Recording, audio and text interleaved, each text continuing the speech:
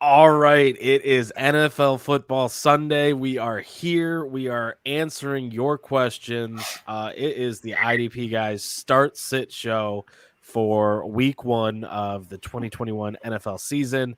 I am at Nate Cheat, joined with my lovely co-host here, Hollywood Titan. He was with us every Sunday last week, and joined by two fellow degenerates here. Dynasty Santa and Sean Lanigan. Sean is still recovering from a long night out, so we won't get to see his lovely face, but we are here to answer your questions. Let's before we dive into everything football and all that kind of stuff, let's just talk about, what do you do on football Sunday? What is your normal routine? And like, are you excited for it today? Santa, you're up first. Okay. Yeah. Well, since I'm in like a billion leagues, over 20 that I have to set lineups for, I'm usually making my decisions like Wednesday and Thursday, tinkering Friday and Saturday, and I'm trying to institute a self-imposed rule to not tinker on Sundays, but that is very, very difficult to stick to. So inevitably I'm going to tinker, but I try to actually make my best decisions throughout the week leading up to Sunday, and then try not to tinker Sunday mornings, of course, unless there's injuries or tough decisions to make. So nice. Yeah, I'll do it Sundays. I'll do a little tinkering, mainly looking for injuries, looking for things that like I missed on, seeing what's kind of coming. But I go throughout the whole week, and Sundays after the start sit show is just my last chance to not start a player that's going to be a dud. You have no idea who to start or sit. You just do this show so that we can give you info. Sean, have you not figured out that the only reason I do all of this is just to win my leagues? That's exactly what it is. We publish a magazine so that I know who to draft in my rookie drafts. You know, we do content throughout the week so that I can stay informed on football. Nate was so desperate to win his home league that he started a fantasy football site and hired people that knew better than him. Let's pick the best brains. Yeah, exactly. I mean, they call him Nate Cheat for a reason. Yeah. Okay, person. But yeah, so Sean, what about you? What do you do on Sundays? What is your routine? Is there anything that you guys do that's like special as far as like, I have like multiple TVs going, you know? Yeah, so Sundays I usually try and sleep until I wake up to you begging me to come onto this this start show. And then I wake up and I drag my hungover ass onto the start sit show. So that's usually how it starts. From there, it gets a little different. From there, I try and set all my lineups for 31 leagues in the last hour that I have after the start set before Sunday kickoff. And then hopefully I have enough time to call my dad and ask for his NFL Sunday ticket login. Otherwise, I got to find an illegal stream to watch the Lions play because I live in Minnesota. Ooh. That's rough. Yeah, I mean, I'm out east. I don't know if I'm going to see the Lions play today or not, but I've got a game pass and ask for his NFL Sunday ticket login. Yeah, I'll do that. I'll just call him up. There it is. All right, Hollywood, what's your Sunday routine? What are you looking forward to, and when do you get your lineup set? It's very similar to Sean's. Now that I have to get up a little earlier because you got me on here. So, as you know, my Saturday nights are probably X-rated most of the time. So, X-rated. Why not X-rated? Why X-rated? Well, I couldn't think. Okay, Z-rated. How's that?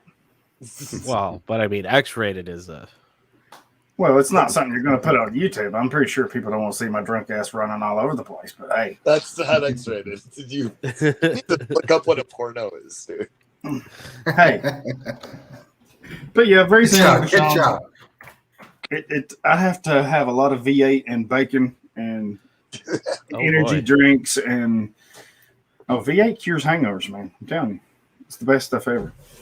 But yeah, setting lineups, I'm usually kind of like Santa. I don't change them too much unless there's an injury or something like that, and then just kind of watching for breaking news or something that might affect one of my teams, or just general stuff, really. Try not to overthink things. Yeah. Keeping an eye out, since we are the IDP guys. I mean, defensive injuries can play a part into offensive start sets, so try to keep my eyes out for any significant defensive guys that might be going out, not only for our IDP leagues, but sometimes that can affect your offensive decisions too, Right. Real talk, when I'm going through and I'm setting my lineups, I have no fear of putting people in that are questionable because I keep a running list of anybody I put in that's questionable, and then basically keep a piece of paper that says yep, I started this person who's questionable, and I started him in these 7 leagues, so that if it's a game time decision, 15 minutes before the game, if they tell me I'm like, okay, these are the 7 leagues I got to go to and take this person out. Can use the IDP pad for that. We'll jot notes down. Oh, yeah. There you go. Let's see it. There, yeah, perfect tool for that kind of a process, right? That actually is awesome. Got mine this week. I was just telling Nate I got mine this week, and I've already put them to use. So beautiful. Oh, that's awesome. Yeah, you can go to idpguys.org and order the bundle pack. It's $10. Gets you 3 of those, a couple regular notepads, and some stickers. So nice. Pretty good. Yeah. Pretty good. There's the regular. There. Yeah. That's a deal. Got the sticker on the laptop. So yeah, good stuff. Yeah. Hollywood really just writes his drunk philosophical. Philosophical.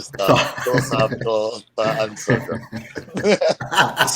It's funny you say that because I should really do I don't know if y'all remember them from back in the day, the Mickeys with the little quotes in the lid. Yeah. I should start doing that. I thought you were just going to leave it at that. I was like, where's this going? Yes, I do remember that. I'll show you one, but well, hang on. What do you got there? It's Nice. the Mickey's B. That is fantastic. So what I know we're an IDP show. Quick story on this. I got it because it was my first tattoo. That's back in the day. That's what I started with, and I was like, oh. So I understand. We got married. We got married. Went to Cancun. This whole time, I had it for 4 or 5 years, and nobody could ever figure out what it was. There's a school here that's a Hornet, and they'd say, "Oh, you're from Russellville," and I'm like, "No, that's not what this is." So we go to Cancun. We're out there swimming around in the pool. We decide to go swim up to the little floating bar there, and there's a line in this dude. I turn, and this dude said, "Oh my God, that's a Mickey's B," and I was like, "Someone finally got it." Someone knows. Yeah, someone knows. Yeah. Nice. We got any questions yet, or we gonna tell some stories? Yeah, no questions yet. So if you're watching the show, I see there's a numerous amount of people watching. Submit your questions. That's what we're doing here. We're taking questions from you out there in the audience, listening in, that want to know who they want to start over someone else. So how about this? Are you guys dealing with any start sick questions? We could talk some stuff out. What do you got? So I don't even know who's on my team right now. 31 teams. So only 2 hours to football. No big deal. I have 31 teams, so I think I have everybody. Understandable. So really, just any general start sit questions are good. Hollywood probably is confused right now. Let's see what Hollywood has. I'm always confused. I know. I was going to add in part of my process too that I kind of forgot about. Leading up to Sunday, depending on we're all in a million leagues. So I obviously have tiers of my leagues that I care about more than the others. Depending on buy-in, free, mid-level, friends, home leagues, all that. So that factors into things, and depending on if I'm way up or way down on from Thursday night. So I've got like one or two that I got my ass handed to me, starting off by Amari Cooper and Godwin and Gronk. So like I might make some more YOLO type plays in those leagues to play, catch up, since I feel like I'm probably already going to lose anyway. So I know one, for instance, I was deciding between, I have both Jags receivers, Marvin Jones and LaVisca, and also Jalen Waddle. So I threw Waddle into the flex because I feel like he's much more of a YOLO play than those other two. And we kind of don't know what we're going to see yet from Lawrence and all that. So I'm YOLOing Waddle in because Parker's going to have Gilmore against him all game. So he's actually a big sit for me in that game. And Waddle is, that high ceiling, high upside play. So that's one of my individual decisions that I was kind of wrestling with after the Thursday night game. I can't believe you tier leagues like that. I have to. I care about them all equally. Like dead serious. I am just like, I love that. I love that. I look at them all as just like a single entity. I'm like, I'm gonna make the best decision across all my rosters. I just like give no shits. I don't even know half the time like which leagues I started who in, because I'm just like, yeah, no, it doesn't really matter what league I'm in right now. I'm just gonna look at my roster and make the best decisions I possibly can. That's kind of just how I look at it. I don't know. Gotcha. Okay, so we got a question. We got a question from Brian Rowe off of YouTube. Which rookie do you like more, Rondell or Elijah? Elijah, 100%. For me, Rondell Moore is much more, as Dynasty Santa put it, yellow play. Yeah. Elijah Moore is, especially with Crowder's out. Yeah, with Crowder out with COVID, Elijah Moore is going to be in that slot role. And with how much the Jets are going to have to pass just constantly, because like the Jets defense is just bad. Like it's terrible. Yeah. The back end of their defense is terrible. Their secondary is terrible. Yeah. They're going to have to throw a lot. They got a rookie quarterback. And I think that you're going to see a lot of throws to the slot receiver in that offense.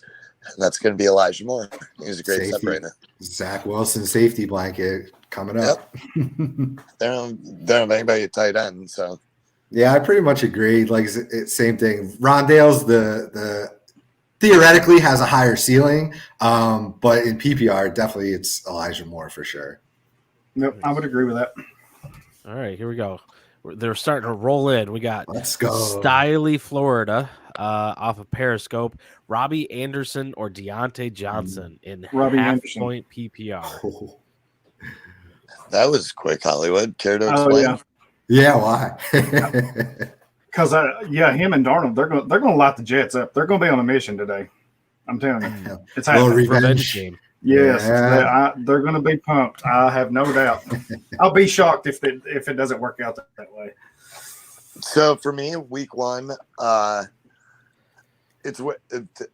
honestly shouldn't be on the sit show right now because, like, for me, week one, I start the best players. I care about who is the best player, and I kind of just roll with that week one because matchups like against defenses and against like individual players and all that, like there's so much to take into account week one that we don't know. So week one is just for me like, start the best guys. To me, that's Deontay Johnson. And then after week one, it's like, okay, if it looks like Robbie Anderson and Sam Darnold have a great connection in this new offense, then you can start to take that into account. But that's kind of just something we're guessing at this point. We don't know. But I kind of see Robbie having some familiarity with Darnold. So they're kind of going to be each other's safety blanket in a way while they're getting through this. New offense, new team, playing against a defense that we haven't seen that's still probably trash. But in my opinion, it's just like there's so many variables week one that we can't account for. I just tend to start the best player week one. And for me, that's Deontay Johnson.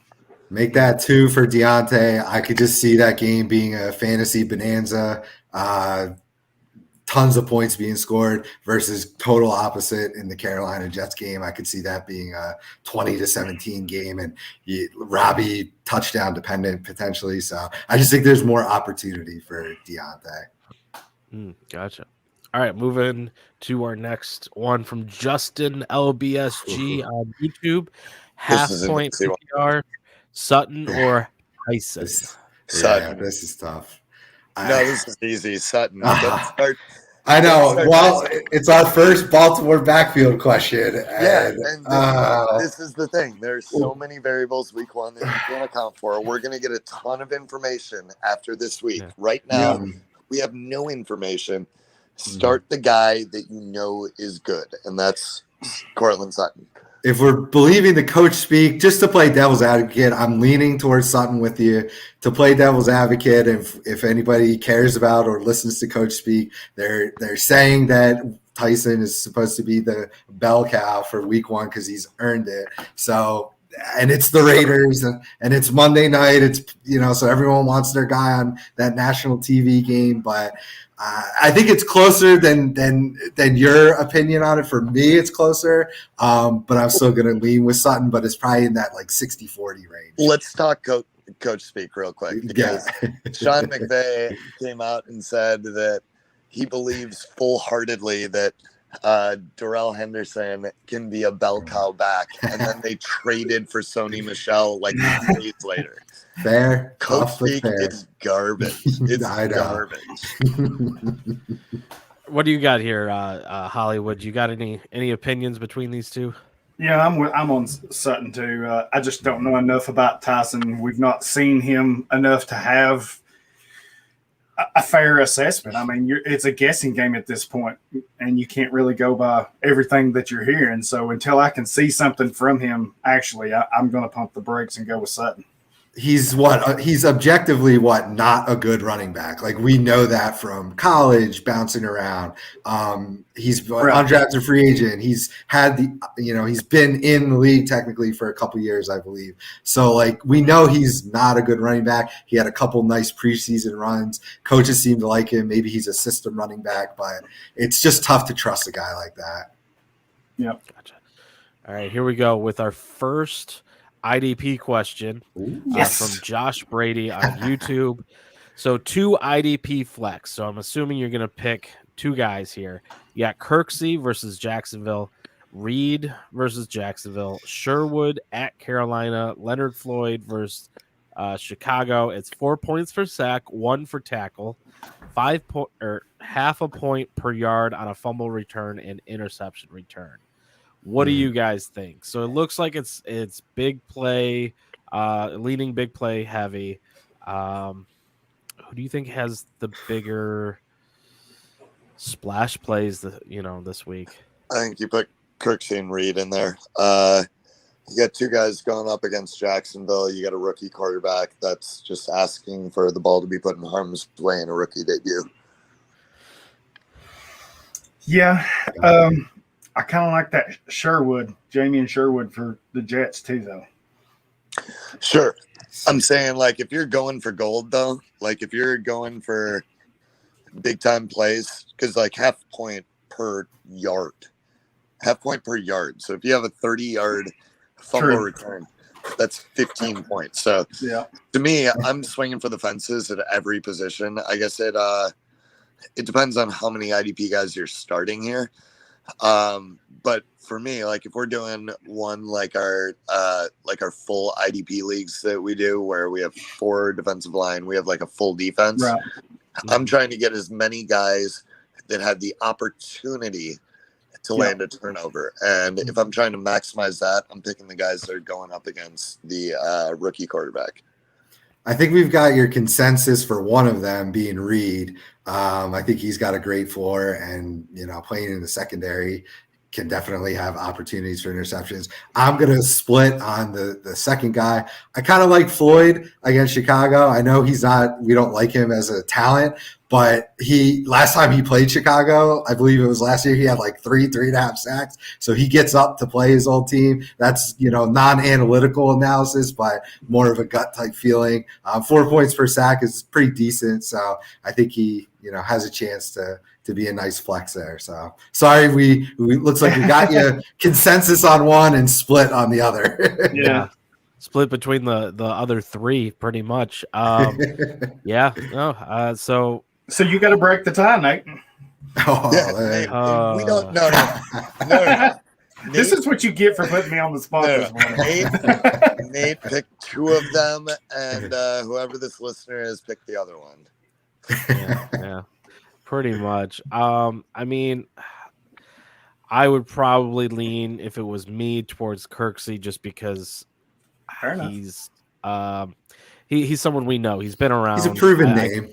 Right. Yeah, he's a proven name, and it's week 1, so I'd want to see like what's going on, going forward. I can agree on Reed. So if I was to, make break the tie, I would go Kirksey. So that would be me.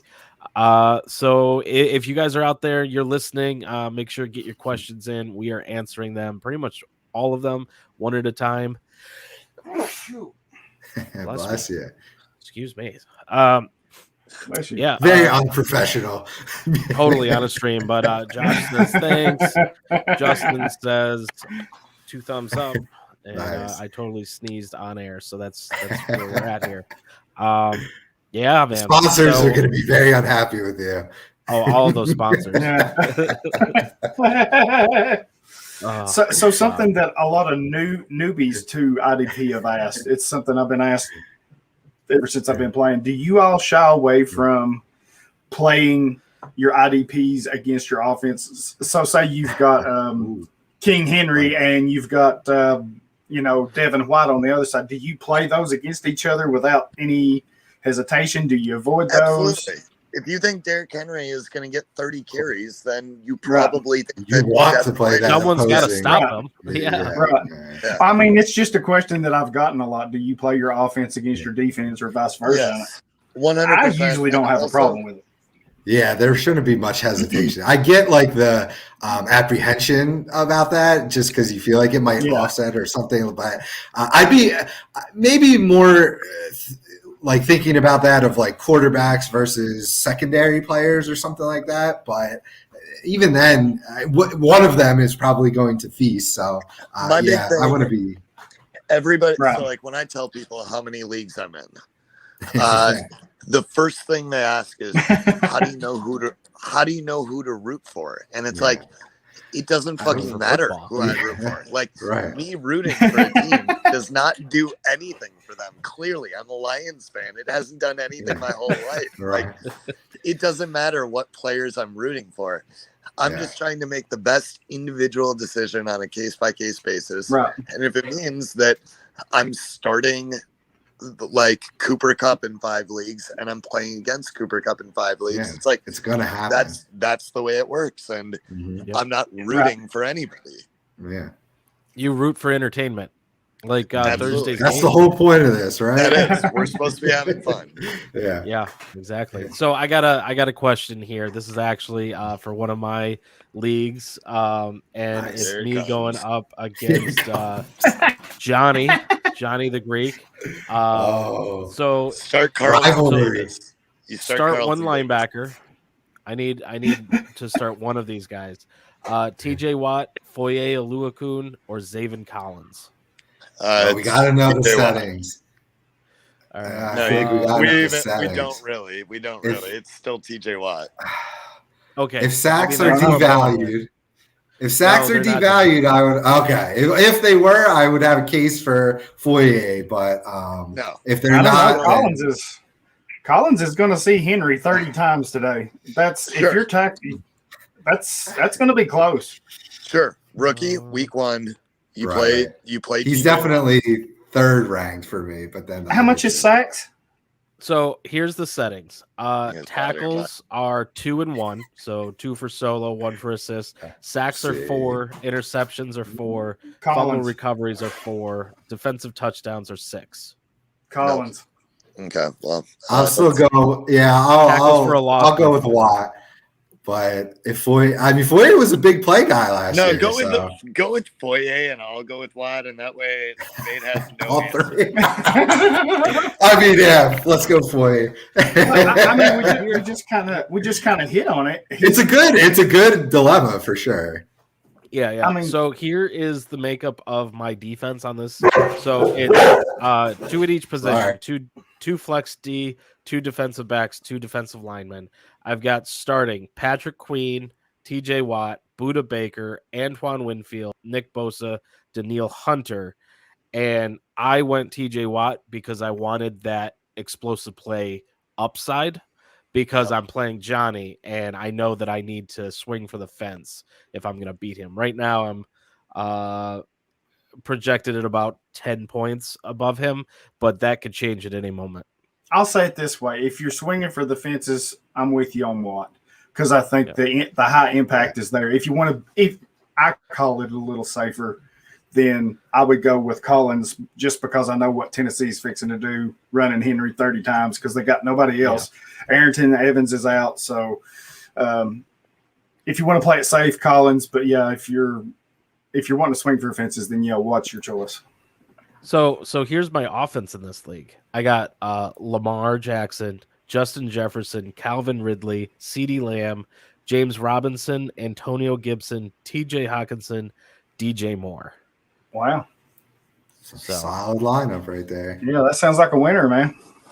Hollywood, you're not worried about the Titans game turning into a shootout there with that Arizona offense, huh? And Julio making a big splash week 1, trying to feature him maybe. New offensive coordinator too. Yeah, but they're still.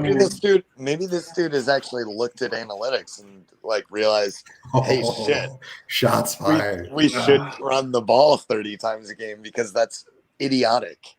Yeah, as opposed to at least we make playoffs.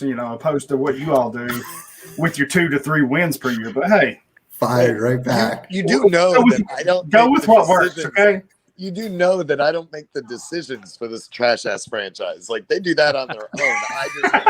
I have to sit on the sideline and scream at the television when they run Adrian Peterson straight into the center for 1 yard every play for an entire 6 games before they change their mind.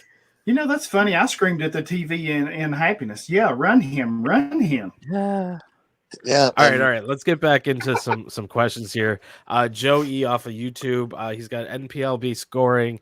Needs to start 3 linebackers, picking between Alex Singleton, Alexander Johnson, Jayon Brown, Nick Kwiatkowski, and Miles Jack. I'm fairly certain that this is Joey the Tooth under a fake name. And he might be playing me. But real talk, it's probably, again, you go by the talent, in my opinion, week 1, and it's probably Miles Jack, Jayon Brown, Alexander Johnson. I would swap out Johnson for Singleton there. That's okay. And they're probably going to end up being the same, just because I think Singleton, I don't know, he might be the focal point of that defense, as bad as it is, coming from the Philly guy. Ugh. So yeah, he's got a pretty decent ceiling at least. I think I'd go Singleton, Johnson, and Brown. Johnson's going to see if Saquon's there. Miles Jack. You're keeping Miles Jack out. Yeah, I don't like Miles Jack at all. Never have, never will. Okay, so this is division. This is a straight up personal bias. Total bias. No, it has nothing to do with the fact that he plays for Saxonville. That does not enter this equation. No, it has nothing to do with that. Does it have anything to do with the fact he banged your girlfriend? He ain't hurting that. Damn. What's wrong with you, Nate? What's wrong, Nate? It took you way too long to answer that is the problem, dude. You froze his brain. Stared at the camera for. I think we broke Nate. I'm just wow. It just went to that level. It went to that level. This is your fault. You know what you get with me and Sean on the same show. This is your fault. Do you have another question, or can I tell a bartending story here? Go for it. Go ahead. All right, so bartending yesterday, and we have these stupid ass slushy machines at our place, like alcoholic slushies, whatever. And of course, like we're getting to that time of year, so we have like pumpkin spice slushy. Ooh, Jesus. Yeah. So it's actually not bad. Like, to be totally honest, I hate sounds delicious to me. It wasn't bad. So this like group of 3 is sitting there, and this woman orders one, so I bring it over to her, and this dude is sitting there, and he's like, "Hey, so you know those things that Wendy's releases like around Halloween every single year, and they're like they're called Frosties," and like in my head, I'm like, bro. What? Like, bro, you're telling me that you've been waiting year round for a fucking Frosty? Like, no, these are all year. I am triggered. Yeah, that's. I'm like, yeah, I know about Frosties, and the dude just goes, I'll have one of those. I was like, wait, what? I'm like, so we don't have those. Those are from Wendy's, as you just said. And he's like, well, what's the closest thing you have? And I'm like, that slushy that she just ordered. Like, that's the closest thing we have. And so he pulls like the old man card where he like stares at you, and it's like, I'm the customer. You're serving me. Like, I am the one, and you are trying to make me happy at all costs. It's like, well, I really want a Frosty right now. It's like, bro, what do you think I'm lying to you? Like, I don't have one in my pocket. Go to Wendy's. It's $2 down. Like, get the fuck out of here. He's like, fine, I guess I'll just have a beer. It's like, yeah, you sat down at a bar. This is what you're supposed to do. Like, what's wrong with you? Who the hell orders a Frosty over a beer at a bar? Yeah, I have to question his decision making. I have to question everything about that situation. But yeah. That really bothered me. It's been weighing on me, as you can tell. So I had to get that off my chest. That sounds like a glitch in the Matrix. Yeah, it was. Like, well, I really want a Frosty. I really want a Frosty. I don't care how much you want a Frosty. Like, we don't have one.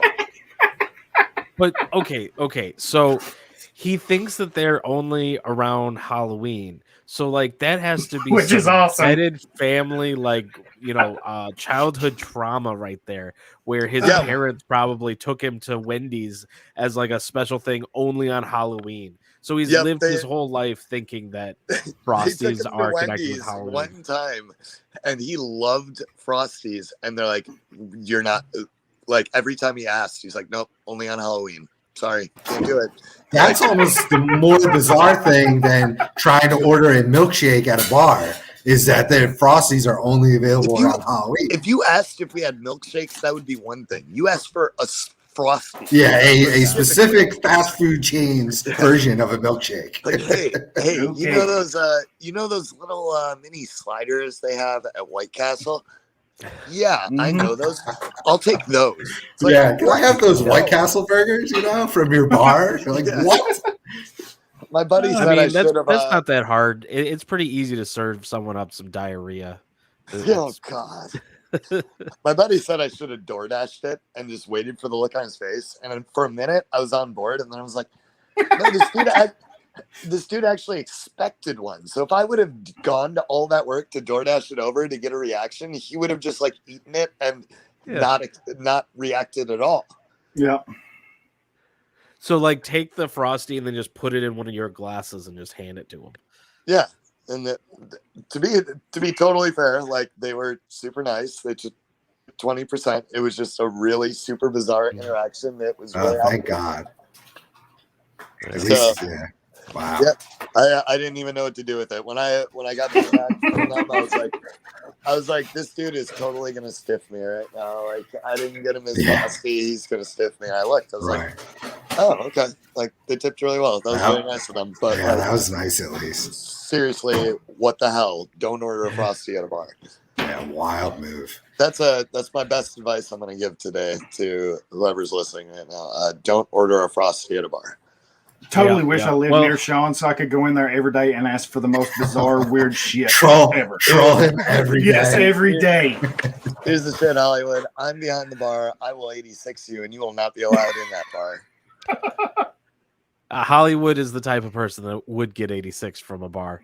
We've seen him do the 24-ounce curls at the late night shows. So, but yeah, for everyone out there listening that maybe wants us to talk about football, get your questions in. It'll stop Sean from talking about bartending stuff and. But we can, we're here to answer your start sit questions. We got about 25 more minutes until the show wraps up. Thank you to those who have asked us questions. Make sure that you are reading and subscribing to the idpguys.org. We are putting out so much content each week. Dynasty Santa here can attest to it. He's one of our editors. They keep him busy. We've got start sit articles for offense and IDP, sleepers. We've got injury reports. We've got game reviews and waiver wire stuff that's going to come up coming up this Tuesday. And then we've got rankings and matchup charts and just so much. We'll have snap counts starting up this week. It's going to be just a ton of, as Johnny would say, we like to waterboard our audience with content. Facts. That's the goal. Yeah. So there we are. But yeah. So while we're waiting for a question, do you guys have a favorite rookie for this week to start? I mean, I'm definitely watching Zaven Collins. I'm watching him. I want to see because I might regret playing the TJ Watt over him. But hey, I'll regret that week one, and as long as I beat Johnny, I'll be happy. It would have been Parsons. I was a little disappointed in his production, but the upside, I was very happy to see the snap percentages. So he's going to be out there a lot. Yep. He's going to figure it out. If anything, Parsons just became a huge potential buy low opportunity for people that, may have been, all in on him earlier and disappointed by this first game a little bit. I would go, if you're in IDP leagues, I would be sending offers out for Parson like everywhere because he's going to be on the field all the time. Yeah. Once he figures it out, which, it was game one of his rookie year. I strongly think he will figure it out. Then he's just going to be he's going to be that next, Devin White, Darius Leonard tier when it's all said and done for his career, I think. All right, we got Skinny Chef coming in. He says his buddy texted him this question: Sutton, Devontae Smith, or DJ Chark? That's an easy Sutton for me. Hold on, don't help him. This is almost definitely against me. Don't help him. It's another easy Sutton for me. I mean, Smith. Again, I'm going to categorize him as maybe that YOLO play, but Sutton's definitely got the safer floor and probably close to the same ceiling as Devontae Smith and Chark. I try. He sucked. He did nothing his rookie year, broke out his second year, went back to the gutters in his third year. I'm just not betting on that guy. I think we've seen his best season, and I'm fading Chark pretty much everywhere personally. Just leave the spot empty is my best advice to Skinny Chef. There it is. All right, we got another question here from Bill Romanowski. This looks like standard Montgomery or Mostert. Montgomery, I would say. Mostert's definitely the higher ceiling guy, but realistically, we don't know what that San Francisco backfield's going to look like. So just start Montgomery, sit it, and just go for it. Yep, Montgomery here too. Same. I'm a huge anti-Mostert guy. He's old. He's always injured. Yeah, he's either going to break an 80-yard touchdown run or give you 30 yards. So I don't like those types of players on my team. Montgomery's at least getting the all of the carries. So I'll take Montgomery too. Clean sweep. So what's your opinion on Trey Sermon?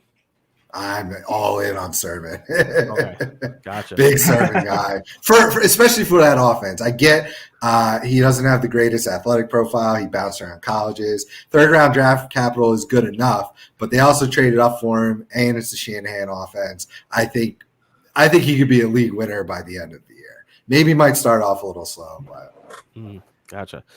Bill, thanks for that. There we go. So no problem. Yeah, so get your questions in. We are here for another 20 minutes answering your start sit questions, or if you want to make a comment, you want to just throw something out there, what you're thinking about today on the first week of football. What's the matchup you guys are looking forward to today? I got the games up. I said it for the Deandre analysis that Pittsburgh Buffalo game, I think, could easily turn to a shootout. I see the over-under is only 48. If I was a betting man, I would smash that over personally. I just think that could be a bonanza game myself. I'm very interested in the Jets-Panthers game. I hope it's not low scoring, but I'm very interested in that game from a fantasy perspective to see how things shake out. So those are two of the games I'm paying the most attention to. Yeah, you mentioned the Jets-Panthers. He mentioned the Jets-Panthers. The over on it is 44.5. So I think they blow that too. I think they both get close to 30. So that, for me, it's going to be a shootout is what I'm getting at. So that's certainly what I want to happen for sure. Yeah. Those quarterbacks, though, just make me nervous. Unproven, both of them, to be honest. That's really what does it for it. Because, the defenses both kind of stink. They have individual IDP pieces that are exciting on them. I'm a huge Jeremy Chin guy, all in on him for IDP. But as a collective team defense, they're both not very good. Yeah. Right.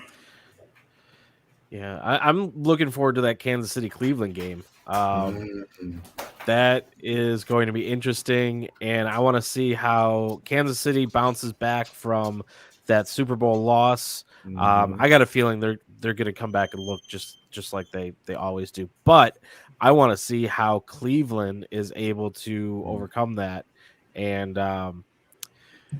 if they can stay toe-to-toe, which would keep them, are they still on par with, that catching fire at the end of last year and going into the playoffs? Yeah, was last year a fluke or was it for real, Yeah. Definitely excited to see that. What about you, Sean? What matchups are you looking forward to the most today?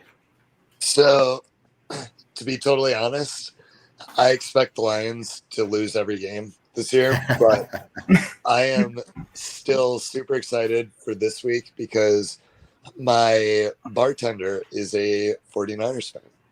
Ooh. So rivalry game. Yeah, so this is going to be a fun one for me. So I'm going to be in a bar full of Vikings fans watching the Lions play against the 49ers with my bartender as a 49ers fan. So this game is going to be a ton of fun for me. So do you have Joey on speed dial to talk shit to him if Armageddon happens and the Lions actually are competitive in this game? Yeah. So I don't really talk a whole lot of shit to Joey. He's the one person I don't talk shit to, which is weird because he talks a whole lot of shit to me and I just don't care. I don't know why. Everybody else talks shit to me, I talk shit right back. And Joey, it's kind of just oh, Joey, pat on the head. Nice, good boy. So no, I don't really care what Joey has to say about this game. So what do you think? Do you think that there's what would it take for the Lions to be competitive in this game today?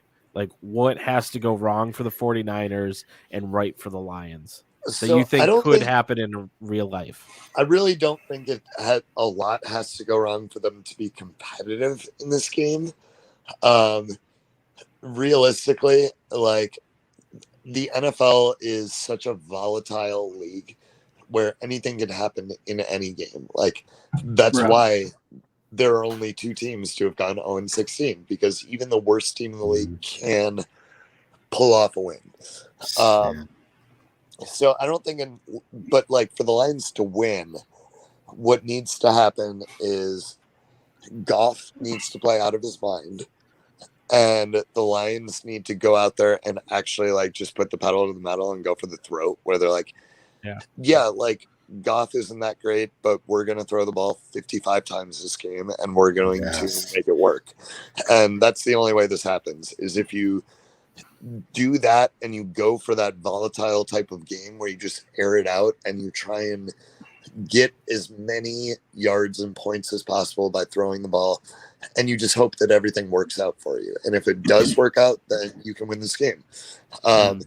Now, with Anthony Lynn as your offensive coordinator, the odds of that happening are like zero. Like that's not going to happen. We're going to run the ball probably 35 times this game, and it's going to be a disaster. But that, and like when I say disaster, like that might actually keep the score closer than if we aired it out with Goff. But you have 0% chance of winning the game at that point. Right. And the defense needs to play out of their mind too. I feel like. Well, the defense, which is highly unlikely. When was the last time Detroit had a defense that would play out of their mind? I think DeAndre Levy was still kicking.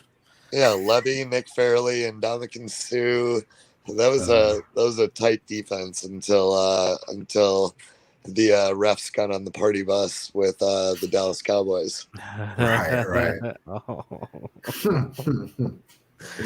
Okay, so real quick, story about that game. So for those that didn't watch that game, the Lions were winning. They were cruising. And Stafford is throwing the ball to the left sideline past the first down marker. Brandon Pettigrew is trying to catch the pass. He probably would have dropped it anyway, but it was going right to him. And the Dallas Cowboy linebacker, I forget who it was, runs straight through Pettigrew without turning back for the ball. They throw a pass interference flag, and the refs call pass interference. And then Des Bryant runs out onto the field without a helmet, has a private chat with the ref. The refs say nothing, cancel the penalty, back it up, and just like, incomplete pass. And no explanation was ever given. It was insanity. So I'm at my parents' place watching the game with my little brother, and we are like, what? Are you kidding me? And we're screaming at the TV, and I throw the remote, and not at the TV, at like the frame around the TV, like it was one of those like DVD racks or whatever with the glass case and all that. So I shatter that, and my dad is like 15 minutes behind us, and he's upstairs. He screams down at us. He's like, it's just football. Like, chill the fuck out down there, whatever. I don't know what happened, but chill the hell out. And so we're like, yeah, okay, Dad. So 15 minutes go by, and all of a sudden we hear him screaming at the TV upstairs. And we're like, yep, told you so. Told you this was coming. So, yeah, this is the Detroit Lions experience. Yeah. Sounds about right. My Chandler Jones, my parents, DeForest Buckner. What was the question? That's a Chandler Jones, DeForest Buckner. He needs one for a DL spot.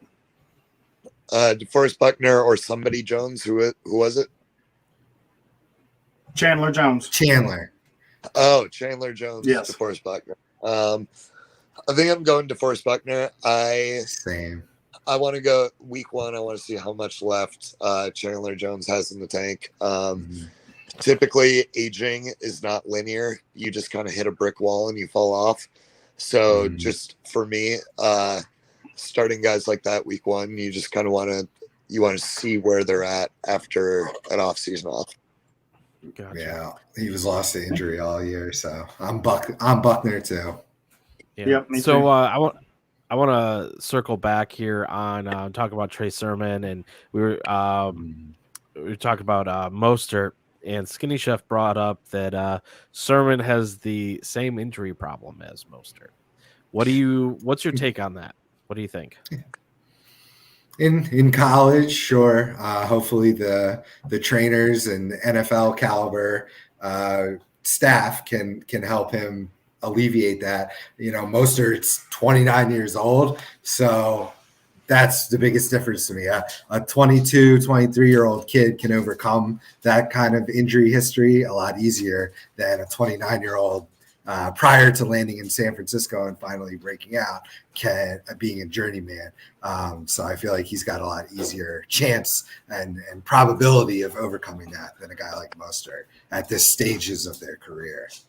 So, And then, yes, Sermon inactive today. What? Yeah. Wow. So Where did that come from? Couple of things here. Great. Couple of things here. One, I think Sermon is a super overrated talent. Two, that said, the age is the biggest factor here, not the injury history, because we've seen a ton more lately. Guys with injuries at the running back position just fall apart. Rodney Anderson, Jay Ajayi, Todd Gurley, Bryce Hall, like all these guys who are like excellent college talents with injury history. Kerryon Johnson, the game has changed a little bit where the NFL has gotten better at getting these guys better faster as far as injuries, but the game has changed where running backs need to be superior athletes. They need to be superior talents. And if you lose anything, it's over and your career's over and you're done. So for me, I only really care about injury history at the running back position when people are coming out of college. Yeah, inactive. That's crazy. I didn't hear anything about that. Apparently, Zach Moss out, along with Keelan Cole. Keelan Cole and the Jets. So definitely smash Elijah Moore. And listen, I'm out on Mostert in Dynasty primarily. I don't have any shares of him in redraft, but shit, for week one, all in Mostert with Sermon being out.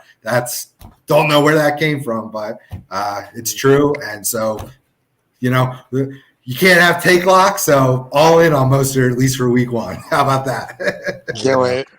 Can't wait till Hasty gets 25 carries. Yeah, right, he'll probably be there. I was so pissed that Jeff Wilson got injured. I loved Jeff Wilson for this year. So yeah, it'll probably end up being Hasty with 3 touchdowns and 80 yards, and Sermon Mostert will have like 75. I don't even know if Hasty is active, to be honest. Probably not. They're probably just rolling with just Mostert because the NFL doesn't make sense ever. Yeah. So I got one more question for us here, and then we're gonna wrap this up. We got about 7 minutes left. So this is a flex spot WRT. Russell Gage, Jalen Reagor, James White, or Quintus Cephas. I'm a huge Gage guy this year. I've got him in a ton of my starting lineups for week one. Speaking from experience, Philly's defense is trash, especially the secondary. Their pass rush is okay, but beyond that, they are trash. So I'm sorry. In some leagues, I have both Gage and Ridley, and I'm starting them, so absolutely in on them. I heard James White, right? Who were the other? So Quintus Cephas, Jalen Reagor. There's some Amon-Ra St. Brown in there. Is it pick one? Does he need, or more than one? Pick one in the flex. I think Gage is a smash there. In my opinion. Think Gage is the safe one. Honestly, the highest upside is probably the 2 Lions receivers because they're going to be behind. Garbage time. They're going to have to air it out the entire game. Although, again, Anthony Lynn. But unfortunately, we have no idea what the Lions receiving corps is going to look like. So I think Gage is probably a safe play. James White, I'd say, would be a safe play, but I'm not entirely positive that James White retains the James White role this year. So yeah, I think Gage is the safe play, even though he's probably one of the lower upside plays. Okay. So speaking of, the New England running backs, there's also the option of Ramondre Stevenson. No. Not for week one. No. Yeah. I love him, and I'm stashing him. And James White owners should stash J.J. Taylor too. But those guys, you got to earn it with Belichick, or the guy in front of you's got to go down. So they're definitely on the radar guys, but not starting week 1 guys. Right. Gotcha. Yeah, and I'm with Sean on White not being the normal James White we've seen, because I think J.J. Taylor is going to start eating into his shares a little bit. Which What do you J.J. Taylor, think- my guy. Yeah. What do you guys think of Mac Jones going in, week 1 and him overtaking and pretty much kicking Cam Newton off the team there? It's great for fantasy pieces.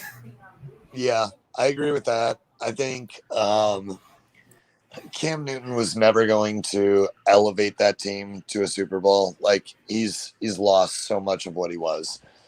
He was just never going to be the quarterback they needed. So, like, this, in my mind, is the right move, where you put Mac Jones in there, it's sink or swim.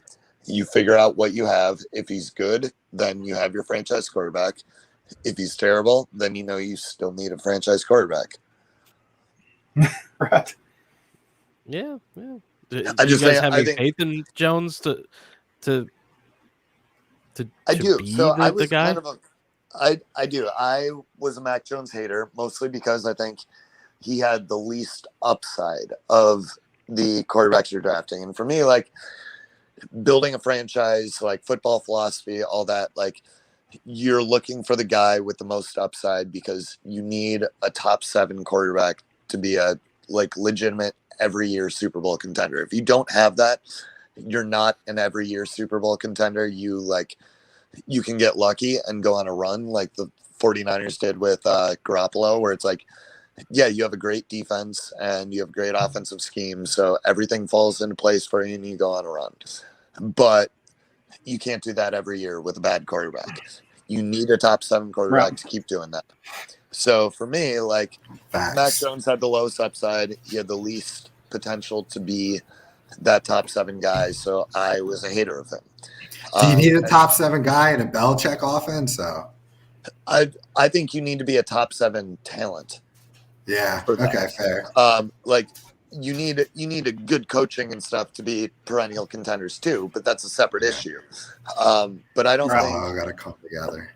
I don't think we've seen a team that is like a perennial contender without a top 5 to 7 quarterback in the last Absolutely 20 years. True. Absolutely. So true. yeah, that's kind of where I was at with Mac Jones, where after watching him play, I feel pretty confident that he's going to be a decent quarterback in the NFL. I just don't think he's going to be the guy that drags a below average roster to a Super Bowl run. Gotcha. Okay. All right, so very last question coming in from our own Grant. Mike Davis or DeAndre Swift? Swift. Davis, another guy I hate. So it probably means go with Davis, but I Swift definitely upside all the way. Yeah, they're gonna have to throw the ball a lot, and if they're throwing the ball, they're gonna be trotting out DeAndre Swift on those passing downs. So, Garbage honestly, time. like, both those backfields are ones where it's like, yeah, we don't really know It's what they're gonna gross. do. Like, to me, DeAndre Swift should be the clear starter in Detroit. I love Jamal Williams too. Like, the video of him playing at BYU, running down the sideline and flicking a dude off before stiff arming him into the ground. He made me fall in love with Jamal Williams for that. There's a reason Dan Campbell grabbed him, right? Yeah, Dan Campbell, Total football guy. Yeah, big flicking people off and stiff arming them into the ground guy. So, like, I love Jamal Williams, but DeAndre Swift is clearly the superior talent, in my opinion. So he should be out there catching passes. But again, like, we don't know what this coaching staff is going to do, because who the fuck knows what the Lions ever do. Mike Davis, not that good. Who knows what that backfield is going to be. It's honestly just like they're both shit shows of backfields. And I think you just got to go with the guy that has the higher upside, which is Swift. Right. Again, Davis probably the safer floor, but Swift better. Yeah, talent. it's entirely possible that the game starts and they're just like, Yeah, no, we're just not going to play Swift because we're the Lions, and Swift is just not going to play all year. Like they might cut Swift before the game starts. Gotcha. So rapid fire, last question. Full PPR in the flex. Robinson, Jones, or Sanders? Allen Robinson, Marvin Jones, or Miles Sanders? What do you guys say? I'm going Miles Sanders. So Allen Robinson, I think, would be the guy here, but like Andy Dalton, just like he can support at least one wide receiver, fantasy but like wide receiver one. But can he? He did anymore.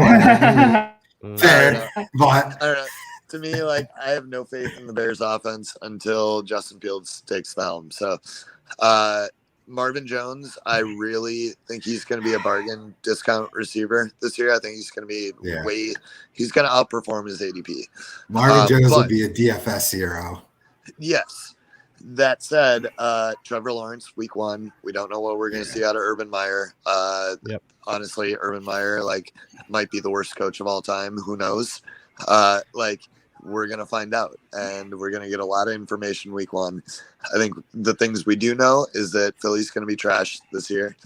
And they're going to have to throw the ball, and Miles Sanders can catch the ball. So I think if you're playing PPR and you got a running back that's going to be the lead back on an offense that can catch passes in a situation where they're going to have to throw a lot of passes, you go with the running back, especially when you have a guy like Jalen Hurts who isn't necessarily the best at pushing the ball down the field and might have to just dump it off and do whatever. I think that's kind of a recipe for success for Miles Sanders. And I think that just being a running back sets a much better floor for you than Allen Robinson or Marvin Jones, where the quarterback situations are questionable and you could just put up a 1 reception for 13 yards.